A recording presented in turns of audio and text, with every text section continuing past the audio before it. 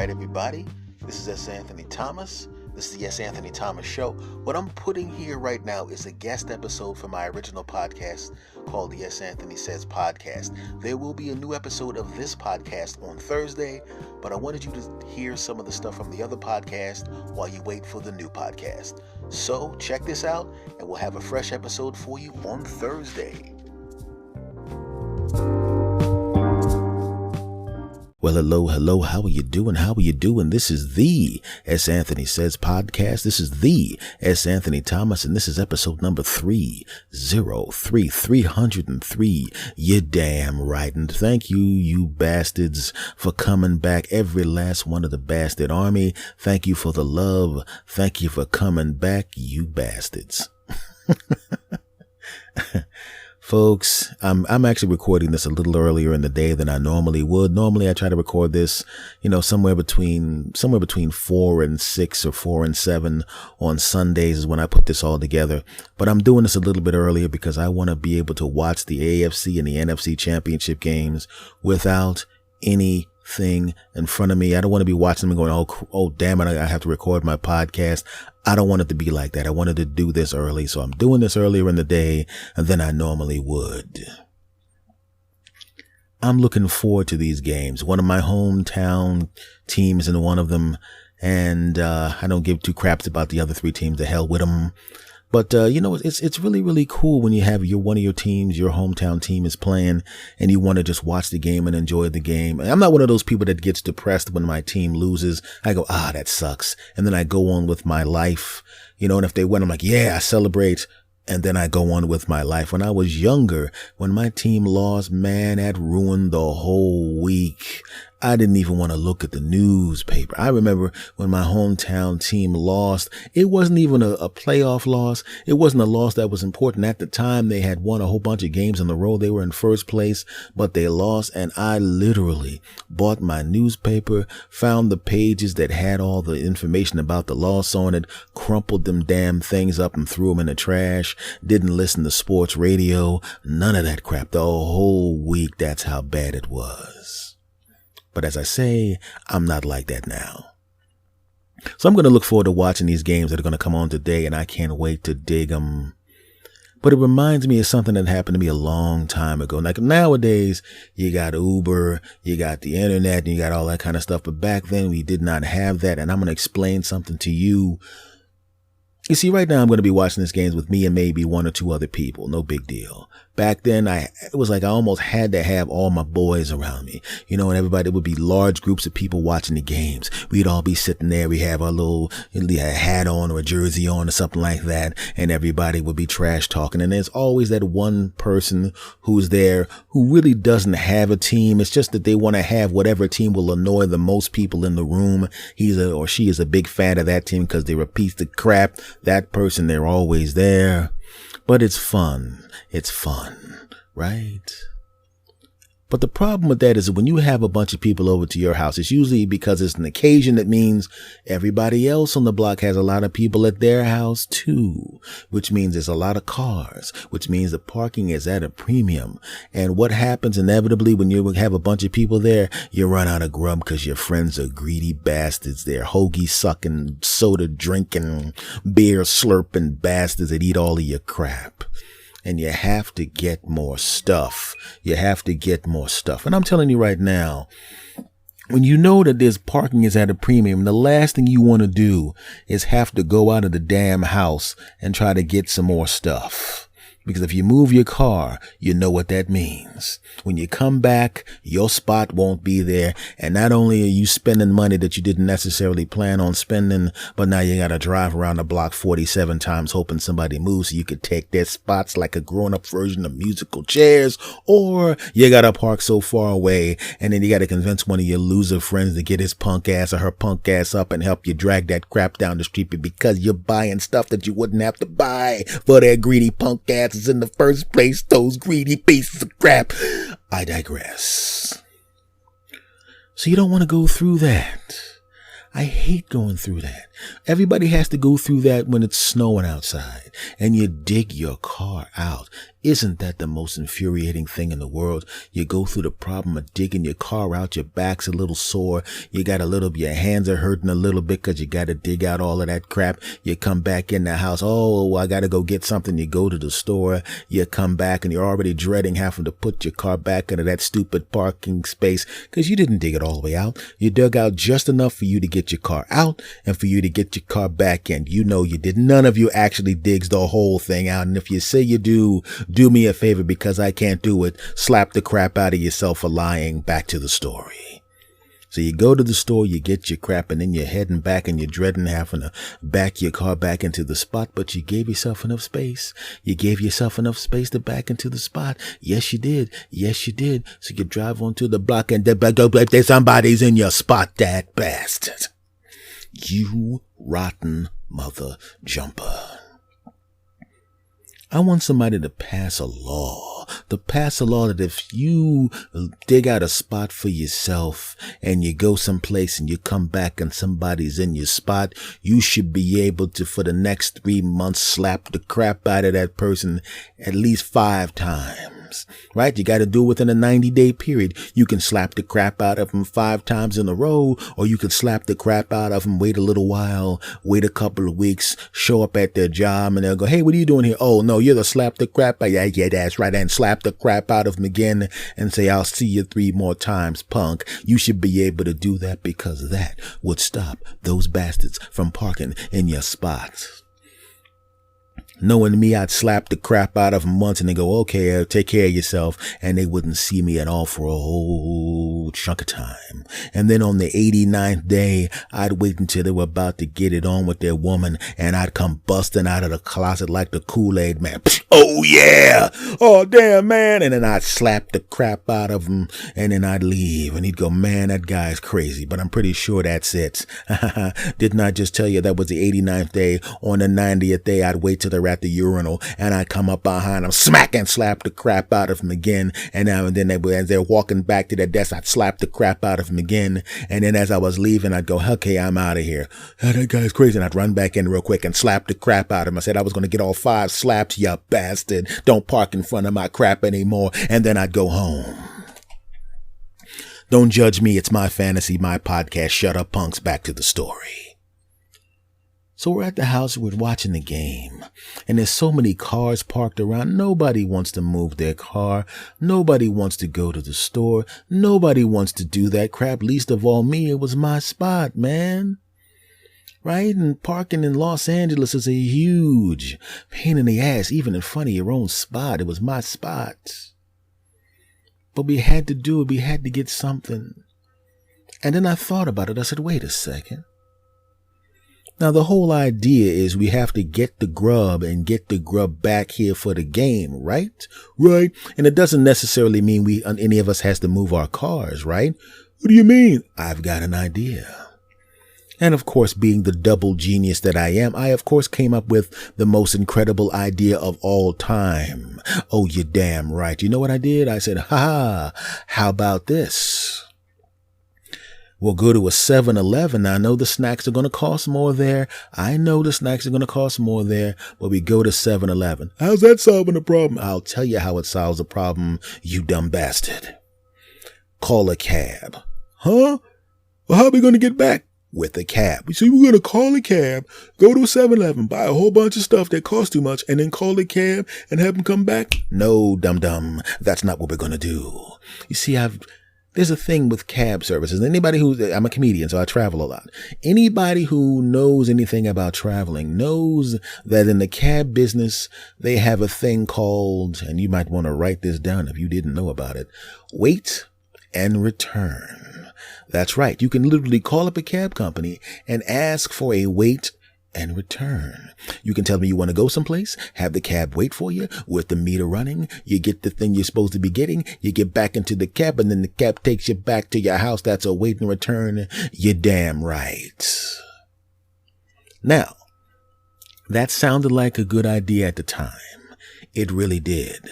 And if I'd said, hey, I'm at, I forgot what my old address was, Franklin Street or whatever, blah, blah, blah, and I need a wait and return. And what's the second address, sir? The second address is blah, blah, blah, blah, blah street. Okay, so we have a wait and return. We're going to pick you up at Whoop-de-Whoop Street. We're going to go to Whoop-de-Blah Street. You're going to get out, and then you're going to wait. We're going to have the cabbie wait outside, and then we're going to come back out and take you back to Whoop-de-Whoop Street. Exactly. See, normally that's not a problem, but very rarely does somebody call a cab company and ask for a wait and return to a 7-Eleven. Sounds kind of suspicious, doesn't it? I would think it was suspicious if I was a cab company. If somebody called, I'm calling from this address. I need somebody to take me to a 7-Eleven. You know, those stores that get robbed a lot. And then wait outside as I go in there suspiciously and come back out with a lot of merchandise in my hand. Hello? Why'd you hang up? So I go through 27 cab companies, all of which probably have called the police and will be sending them to my house. And I finally get one cab company and she goes, well, excuse me, sir. What are you talking? You want to wait and return to a 7-Eleven? Sir, I just don't know if that's a good idea. And then I explained to her, I said, listen, we're watching the AFC and the NFC championship games. I'm not moving my car. I just want the cabbie to take me to the 7-Eleven, wait outside. I'm going to buy some snacks and I'm going to go back to the house and then that'll be it. That's the only reason I'm calling. Oh, that's actually a genius move. That's a double genius move. There's only one person who's capable of coming up with a move that incredible and genius. Wait a second. Are you S. Anthony Thomas? As a matter of fact, I am. Oh my God. I'm such a big fan of whatever you're doing at this time because as you tell this story, you forgot what part of your career you're talking about. Well, at this particular time, I'm doing stand-up. The podcasting thing had not been created yet. What's a podcast? You won't know about that for about 15 years. Then why are you talking about it? Give me a break, honey. I'm trying to tell a story on my podcast. What? Never mind. Send the cab. That part didn't happen. So they send the cab. And I take a friend with me and we go to the 7-Eleven and we get in there. We grab the snacks. I actually grabbed a couple of extra snacks for the cabbie, gave him some of the snacks, gave him some extra bread. It gave him a good tip. It was great. And then we went back home. Problem solved. That's what I do. I solve problems. Fortunately, today I don't have to worry about that. But I was just thinking about this. Maybe you can relate to this. You know how sometimes when you go to, people always talk about, you have the right woman. If she's in the car and you'll walk around to the driver's side of the car and she reaches over and unlocks the door, you got a good woman. And that's when you got a good woman.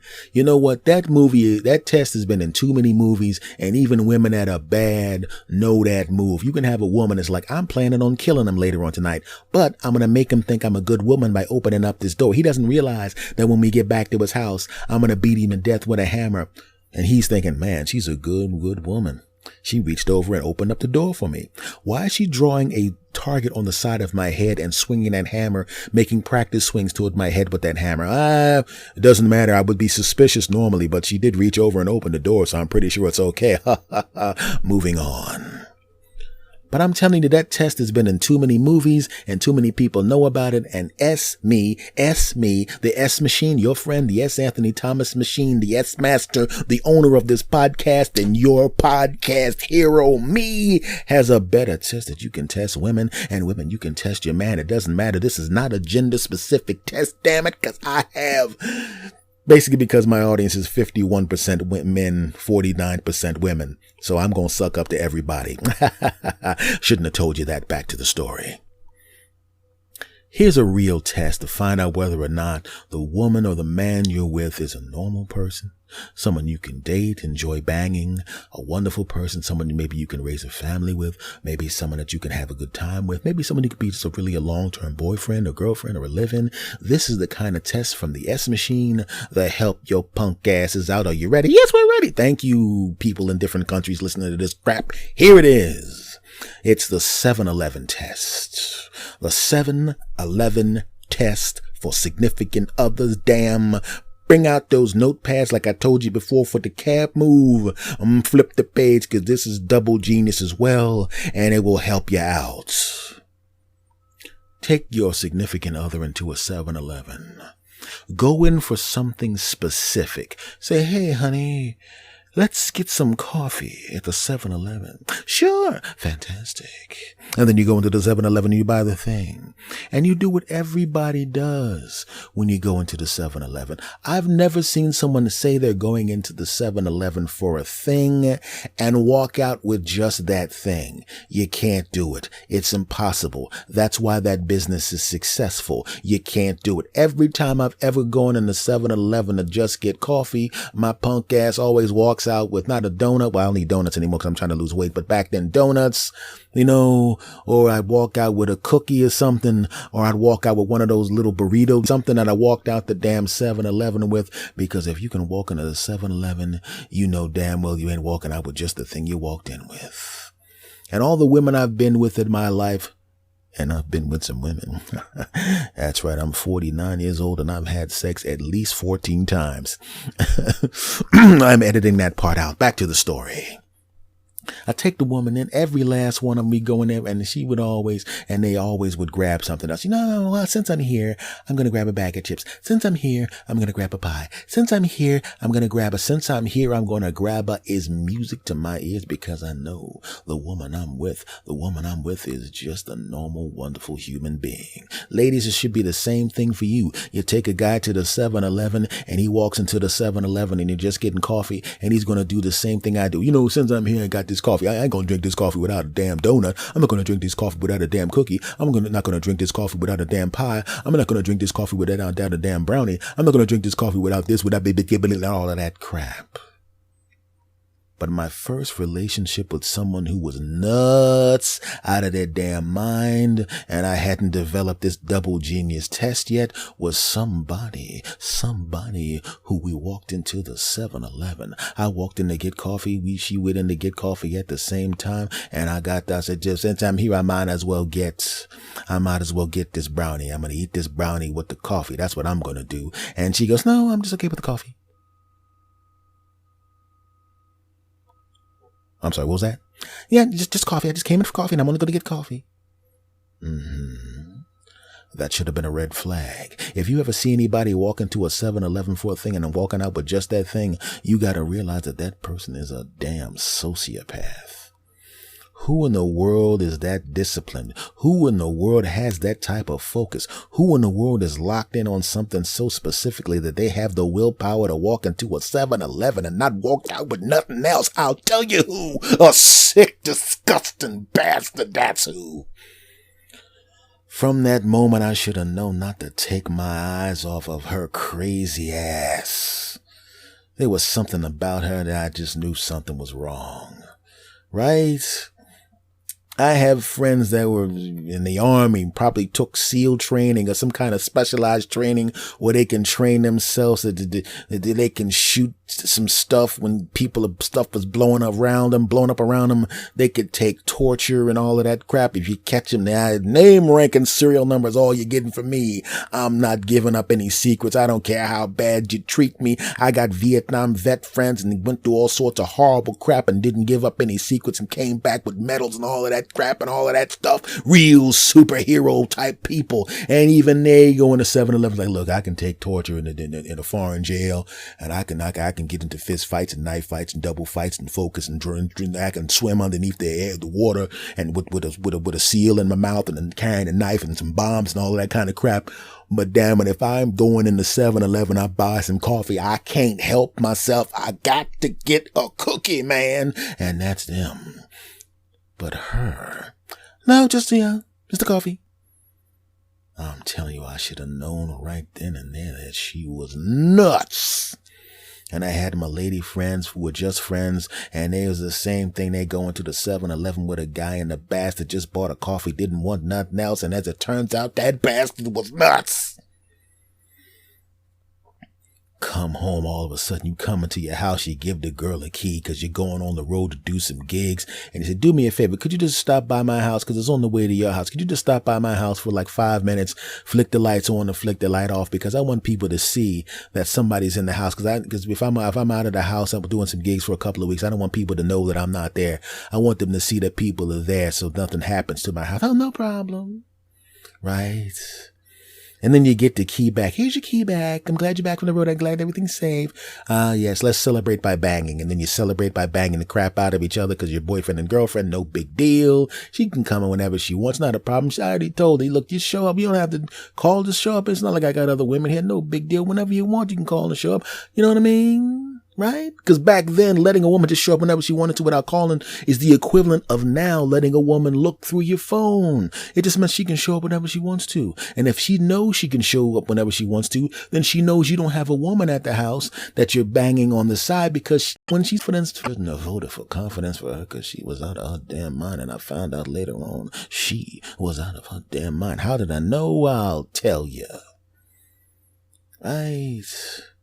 I do some gigs that are local gigs. You know, the kind of gigs where you don't stay overnight. You could stay overnight, but you come home the same day because why not? It's only 3 hours, not a big deal. You want to sleep in your own bed after being a double genius on the road, making strangers laugh which is what I do. And I come back and she made a mistake and thought I was going to be gone longer. She thought I was going to stay overnight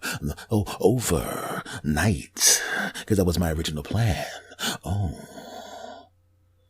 And she had given me the key back, and it never occurred to me since I gave her the vote of confidence by letting her show up whenever she wanted to without calling. It never occurred to me because I was a dumb bastard at the time. A dumb bastard. Did I mention I was a dumb bastard? I was a dumb bastard, and my dumb bastard ass didn't even occur to me that the crazy ass would make a copy of my key. And she made a copy of my key because when I walked in the house, I walked in, and I was going to just walk in the house.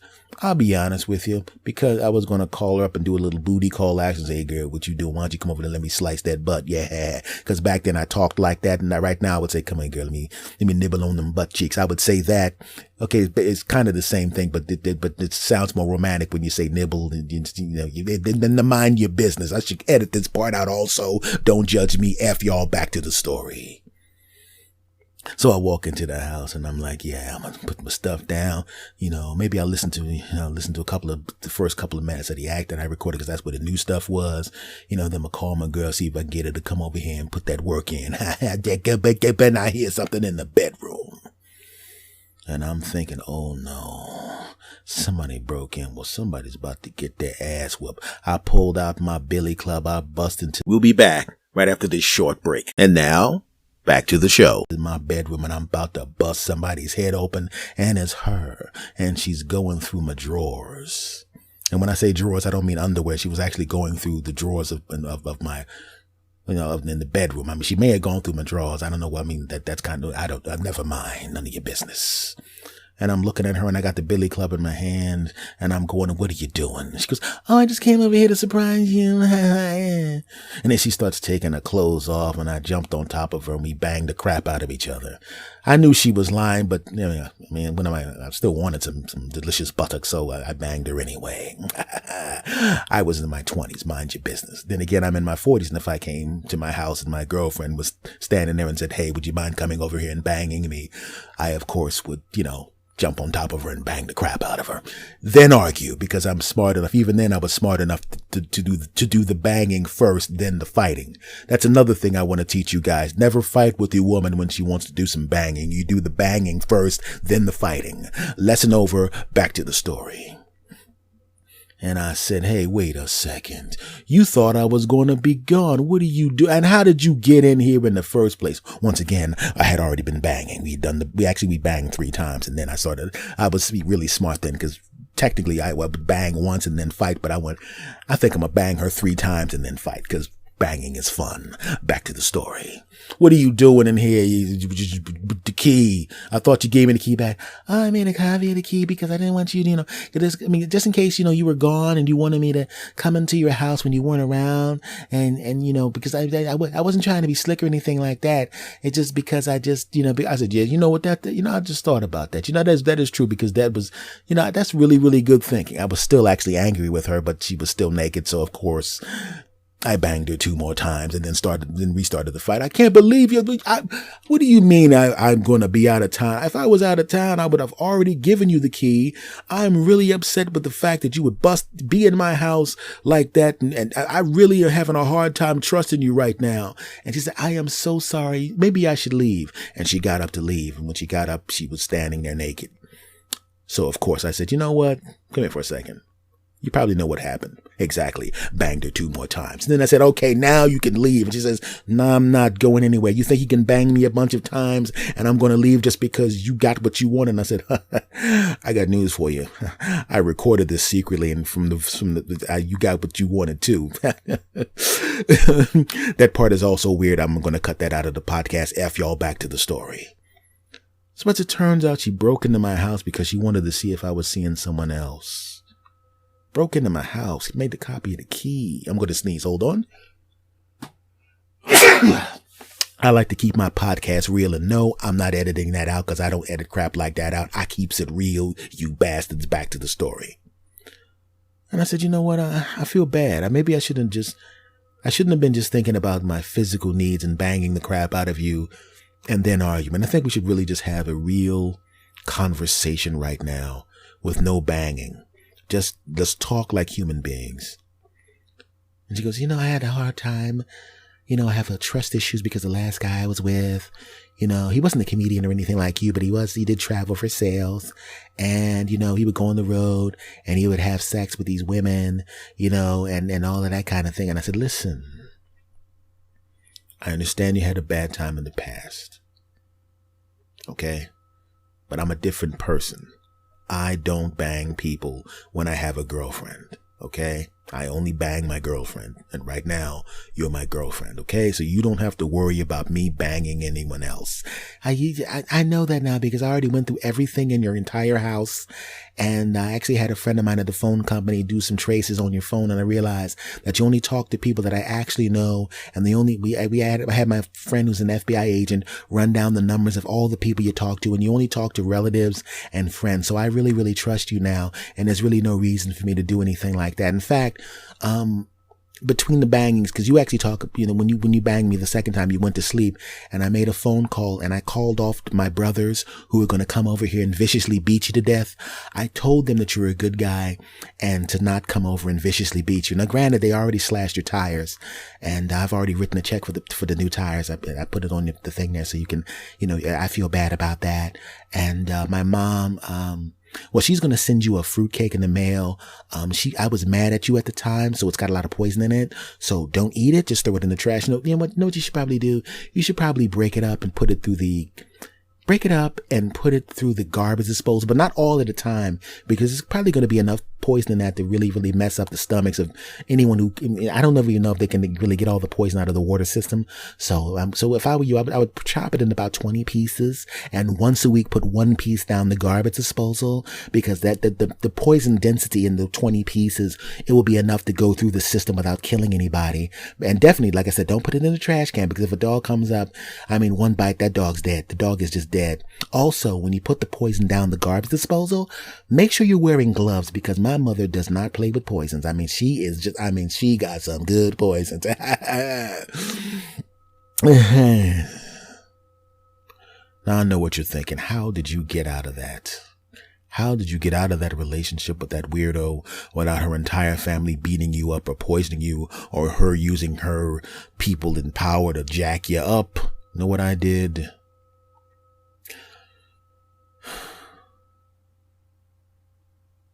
I started to act like I wanted a really serious relationship. I started to become really needy. And I'm not a needy guy just being to begin with, but I became very needy, right? I made sure to call her at work a whole bunch of times, right? And when I finished, when we would get it on, I would, women like to snuggle after it, but they only like to snuggle for like 15 minutes. I would snuggle her for like an hour. And then when she would make an excuse to get up and she'd go into the other room, I'd go in and wrap her up again. And me and you in the cosmos in the world. And I start talking about how I wanted to have 15 kids. And damn it, I'm not. And she goes, you don't really want 15 kids. I'm serious. I want 15 kids. And she goes, that's a lot of kids to have. I said, I know. So we might as well get started now. And I picked up the box of condoms and started heading over to the trash can. She goes, what are you doing? What are you doing? What are you doing? And I said, damn it, I'm going to have these 15 kids. And then what I'm going to do is I'm going to get a job that's right next to your job. And I'm going to come over and we're going to have lunch every day. And then I'm going to come over and give you a back rub on your break. And then what I'm going to do, and then I'm going to make friends with all your friends. And and I just started going over the top with it. And then she got rid of me. You're damn right. You don't just listen to this podcast for the laughs, damn it. You're listening to it because I can help you, you bastards. I taught you the trick about the cab. I taught you the 7-Eleven trick. And I just taught you how to get rid of a significant other if the significant other's nuts. All you got to do is be more nuts than your significant other who's nuts. Who else would help your punk asses out like that in their podcast? Other podcasts probably just tell you jokes. I tell you jokes. I tell you stories, and I help your punk asses out. Cause that's what S. Anthony does. That's me. You're damn right. So folks, as you get ready to watch the NFC, the AFC championship games, just remember the lessons that I taught you. And just remember that the S machine, that will be me, loves every last one of you bastards. Segment over. All right, everybody, let me ask you this. This is something I've been wanting to talk to you about, and I wasn't even going to actually put this into the podcast, but this actually happened to me today. I like to call it Bluetooth improv. That's what I call it. My friends know that I call it Bluetooth improv. And I think a lot of you have probably done some semblance of this at some point. You ever pretend like you ever just pick up your phone and start talking into your phone, even though your phone's not really on and no one's called, just because there are people around you trying to engage you in conversation you have no interest in, and you just want them to shut the hell up. So you pick up your phone and you start talking into your phone and then you walk away from them. Well, I got news for you.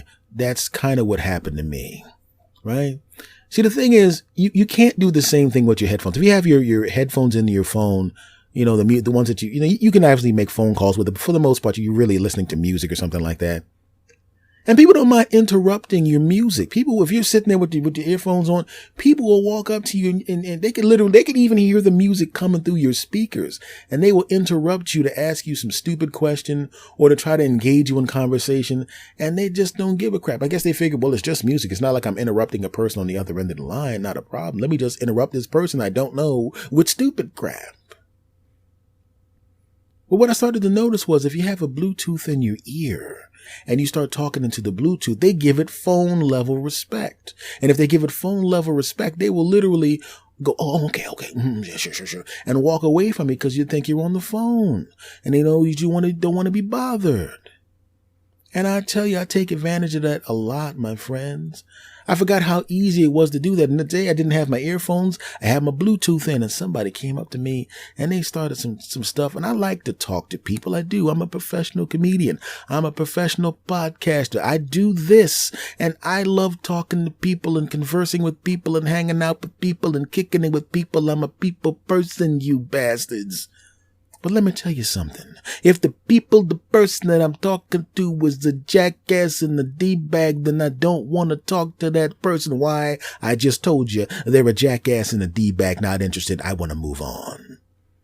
You can't do it with music, like I said, but you can do it with your phone. And if you got a Bluetooth in your ear, it's wonderful. You can do what I like to refer to as, like I said, the beginning of this segment, Bluetooth improv. You tap your ear, you pretend like somebody called, and then you start in a conversation. Normally, that's enough. Normally, that's enough for the average non-weirdo, non-a-hole, non-piece of crap to realize, oh, that person's on the phone. I'm going to leave him alone. But there's always the rare human being who will literally stand there looking at you the same way a child would look at you. When the child, if you have a child or you have young relatives where you have to answer a phone and the child is standing right there and they have that look in their face like they're just pausing their conversation because they assume that the phone call that you have is going to be very quick. Like, I'm going to be right there, or I'll call you back in an hour. You know what? He's not here right now. They're expecting that. Well, this was a grown a-hole person staring at me like, like that while I was doing my fake conversation into the damn Bluetooth, and I was expecting the dumb bastard to walk away. So I just did some punk ass like, oh yeah, here, Bill. Ha ha. Yeah, that's pretty interesting, Bill. And then the bastard wouldn't leave. And as I walked away, he kind of came with me. I'm like, why is this guy walking with me? I didn't come into this place with him. I don't know this bastard. Why is he following me around? Oh no, this bastard is literally going to follow me around because he wants to jump right back into the dumbass conversation that he wants to have with me that I don't want to have with him, that bastard. So I'm walking around looking like I'm picking up some stuff at the store, and his punk ass is, hey, yeah. And he's starting to like nod in acknowledgement like he's rah-rah, sis boom buying the stuff that I'm saying to the person that's not really there on the phone in the first place. He's actually getting engaged in this fake ass conversation, this dumb bastard.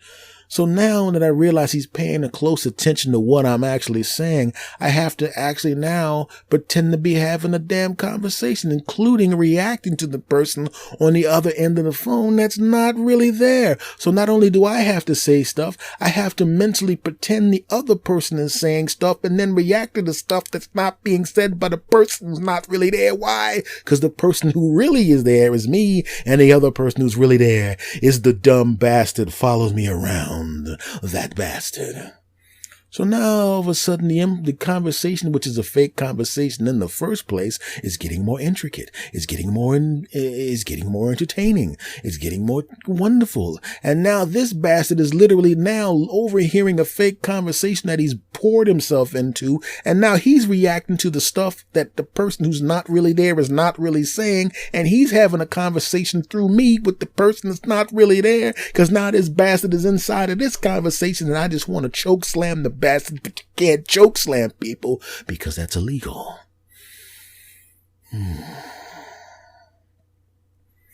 So now I got to figure out a way to get rid of this dumb bastard. Because at first we're having a polite conversation that's not real. And then I'm thinking, wait a second. Now this guy's a bit of a D-bag following me around, forcing himself into this conversation. But he's forcing himself into a conversation that's pleasant. It's a conversation about something that's pleasant and friendly. I wonder what would happen if this fake conversation that's friendly turned into a fake conversation that's not a fake conversation, but a fake fight. So now I act like the person on the end of the line that's really not there is saying some stuff that I don't like. And now I'm starting to argue with that person. And now that person is starting to argue with me, and I'm starting to argue with that person. That person starts to argue with me, but I'm the only one that's really there because the person on the other end of the phone does not exist. And I'm thinking this bastard has got to go, let me just leave you alone. No, now this dumb bastard is starting to moderate the argument between me and the person that ain't there. And the bad part about it is the bastard is taking the side of the person that doesn't exist.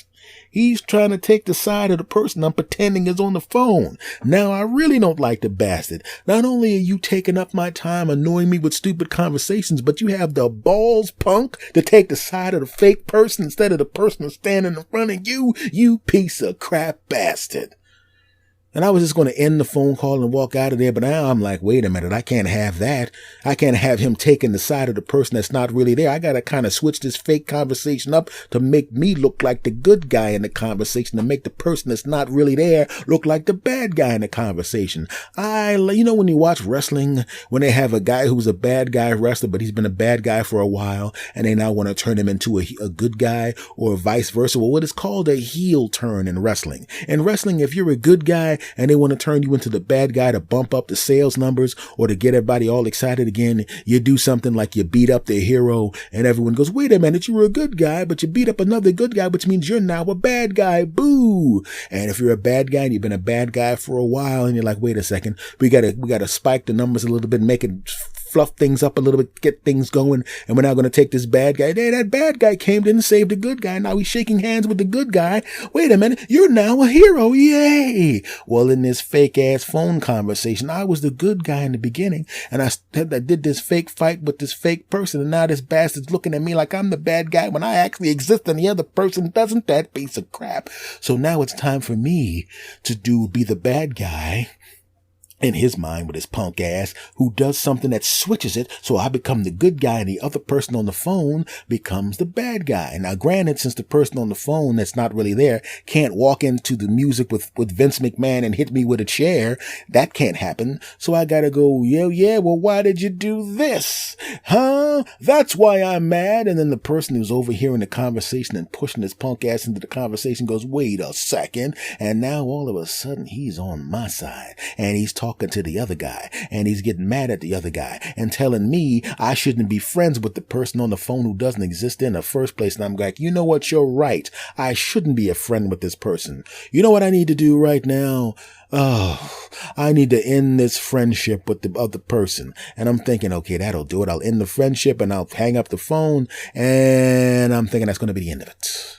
And I go, you know what, Bao? We need to maybe not hang out together so much, damn it. You need to get yourself together and maybe we could be friends again. Okay? And I pretend to hang up on his punk ass and then the guy comes up to the guy in front of me is now counseling me about how to get over losing a friend. And he hands me his card. And he says, you know, I do counseling sometimes, and maybe you should give this number a call, and we could talk about how you could repair your relationship with your friend. And I'm thinking, good Lord, he's not that bad of a guy. He's just annoying. Right? So now I'm like, wait a second, but I know right now he's going to see my car. And he's going to, and I realize I'm probably going to run into his punk ass in his store again, and he's going to keep asking me questions. And if I just talked to him in the first place and then walked and went about my business, he probably would have just said, hey, it's one of those relationships where he waves and says hi, but now he's all invested in this fake ass relationship. And now I got to figure out a way to make another phone call or have another phone call from my fake friend to fix the relationship right in front of the bastard. So I ordered the sandwiches, and he's still talking about my fake friend. And luckily I didn't give the fake friend a name, so I'd have to try to remember what name I used. And then I pretend like the phone call comes back, and then all of a sudden, once again, and I'm the good guy now, but now it's time for the good guy, the heel on the phone, to turn into a good guy. So I fake another conversation, and all of a sudden we make up in front of the bastards, and I have to say some tender, loving, you're not just a friend, you're my brother type crap to that person. And he has to say some of that even though he's not there, back to me. And I said, you know what, man, maybe we should get together and have a couple of beers. And then the jackass in front of me goes, you know what, maybe I should come there and talk to you both and counsel you both, which of course can't happen because the other guy's not real. And then finally I get up, I said to him, I said, listen, in my mind, I'm going, I got to get rid of this dude because he's getting way too involved. At first I thought he was a jackass, but now I realize he's just a nice guy who's trying too hard. So now I have to blow this punk off. My sandwiches are done, and the guy hands me my sandwiches. I grab some sodas. He's following me to the front of the store, and I said, you know what? This is something we have to work out on our own. You've been a wonderful help. I appreciate your counseling and all of that kind of stuff. But we're going to take it from here. Okay, buddy, no problem. I said, all right, but thank you for your help. And then I walked out. I realized I was on the damn Bluetooth for like 15 minutes trying to figure out a way to get rid of this chump, when basically I could have just said, hey, yeah, how about that game?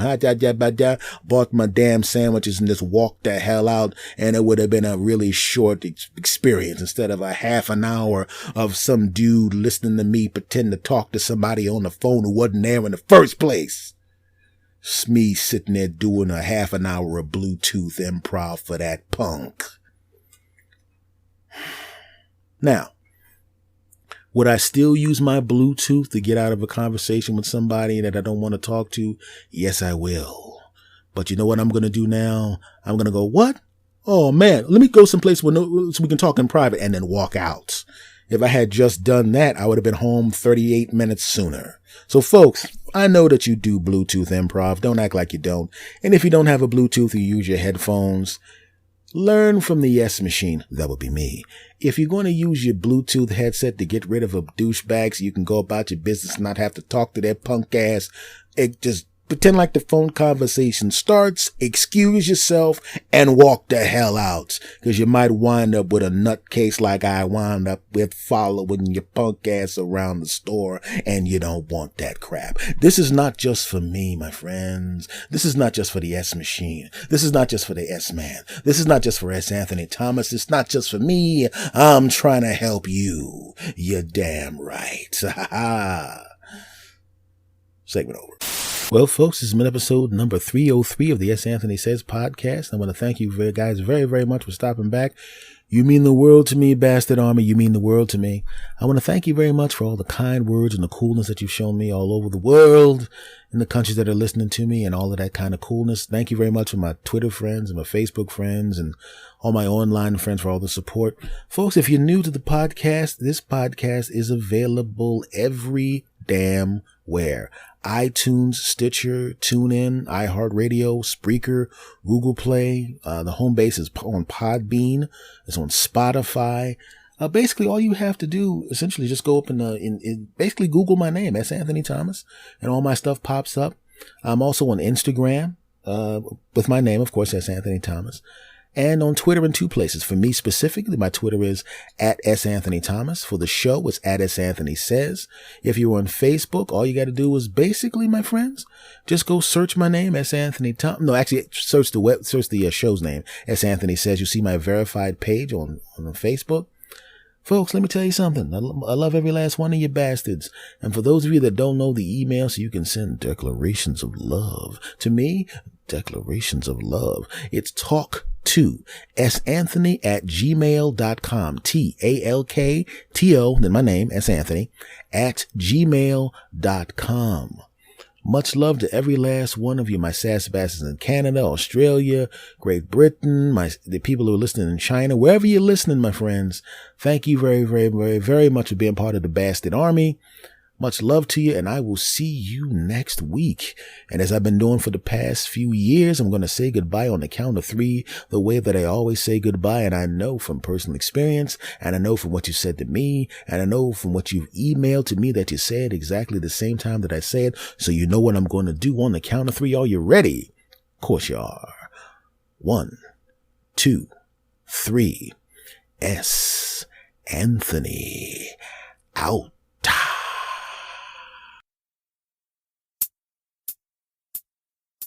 Go!